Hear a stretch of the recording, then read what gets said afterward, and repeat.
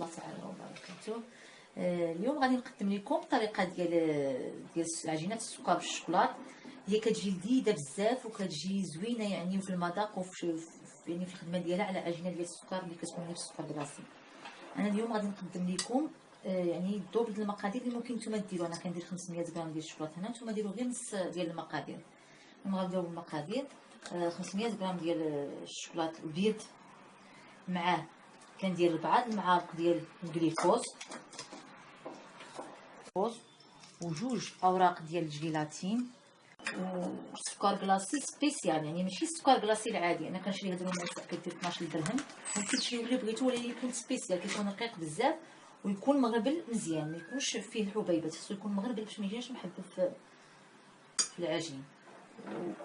صافي، اول حاجه كنديرو هي هاد اوراق الجيلاتين، كنتزقوهم في الماء ونخليوهم 5 دقائق وعاد نرجعوا ليهم. الشوكولات انا ما كنديرش الحمام مريم لانني كنكونطروليه وكنديرها العافيه مهيله. الا خفتو نتوما ديروا حمام مريم الاحسن، انا كندير مباشره على العافيه حيت مولفه كنخدم بهذه الطريقه، زعما عارفه شنو كاين. الا ديروا اول مره من الاحسن ديروا حمام مريم. صافي كنخليها هكا حتى كيذوب ليا الخليط كامل وكيتخلط مع الشوكولاط البيض. هنا ها هو الشوكولاط كنقرب يذوب كامل،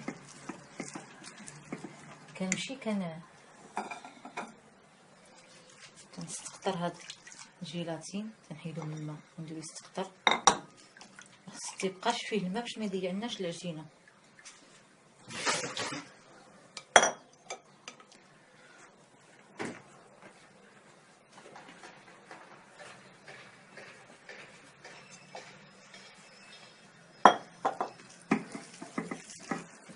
هو هذا نقرب يكون والو كمل. صافي وكنزيد هذاك الجيلاتين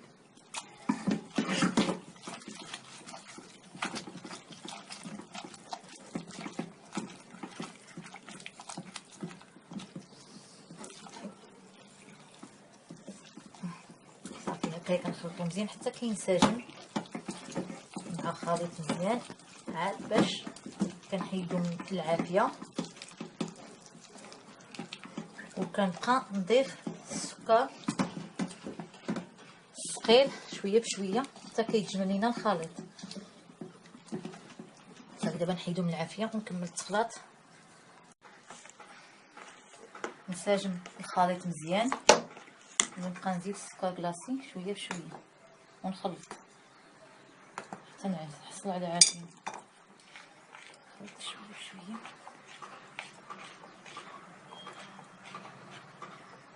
نبقى كنخلط حتى كنشوفو نتجمع شويه، ماشي بزاف لان من ما يبرد راه غادي يزيد يتجمع. دابا ندير بيدي، الاحسن نديرو هنايا باش يعاونني.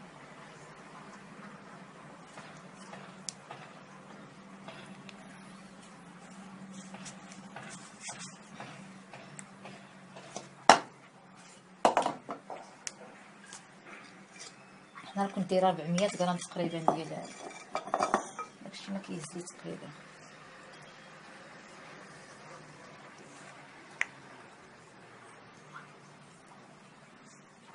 هكايا كنعجن فيه حتى كيتجمع، كنحس بالعجينه مجموعه وميم طون شويه رطبه في يديا، ماشي هي مازال كتلصق في يديا، يعني ماشي تتولي مكروزه لان لا تقدر تبرد غتزيد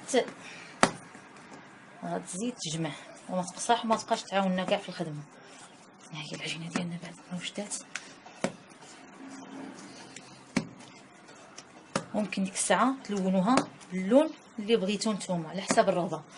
انا ان شاء الله غادي ندونها بالغوز، النص غنديرو غوز والنص غادي نديرو ابيض.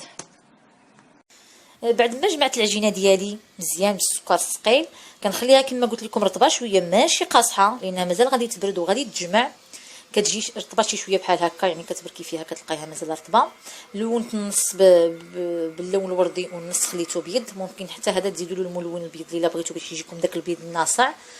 هي كتخدم في جميع بزاف ديال الاستعمالات، بحال الصابلي، بحال الطورطات، يعني داك كيك ديزاين كتشكليه به كما بغيتي للوليدات. الصابلي اللي بغيتي كيجي زوين رائع بزاف، لا في المذاق ولا في الخدمه ديالو.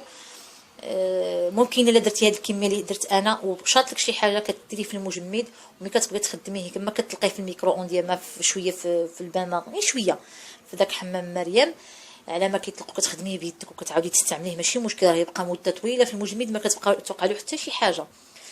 كنتمنى تجربوا الوصفه ديالي وتعجبكم وتبارطاجيوها مع الاصدقاء ديالكم. ما تنساوش تابوناو في القناه ديالي وديروا جيم، وشكرا على المتابعه، والى اللقاء. غتلقاو في الوصف الرابط ديال الصابلي انا غنخدم به في هاد عجينه الشوكولات، وغادي تلقاو طريقه ديال التزيين ديالو.